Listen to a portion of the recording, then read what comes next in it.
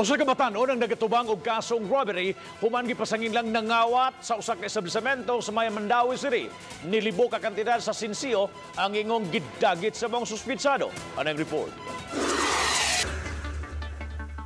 Moabot sa 10,000 pesos ang balor sa mga Sinsilyo nga na-recover gikan sa batan-on nga suspitsado. Arestado si J. Alcantara, 18 anyos, human gikatahong na biktima sa usa ka lumber sa barangay Magikay. Nakuhaan siya sa CCTV maong misumbo ang tag-iya aron madakpan ang suspect.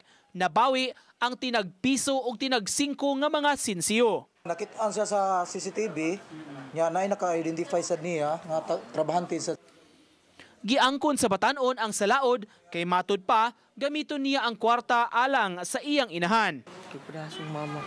Pare padala kay sa ospital ng mama. Hospital, di mo sa hospital sa Mindanao. Kasi sakit yung mama rin. Cancer.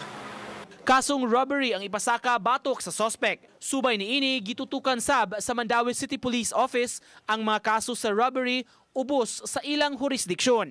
Karong tuiga lang, moabot na sa 5 ka mga kaso ang ilang natala. Mas ubos hinuon kini sa 7 ka mga kaso sa miaging tuig. Apan tutukan gihapon sa mga otoridad kining maong krimen. Tutukan niya siya kay moment niya mo yung trust ang thief ug ang robbery nga mga kaso mo dapat ipapaubos na dumayo manang mong makita kung subsub ang amuasan niya illegal drug operations, at least kung mga kini siya mga porsyon nga mga kaso di po gyud mahitabo dire sa atong area.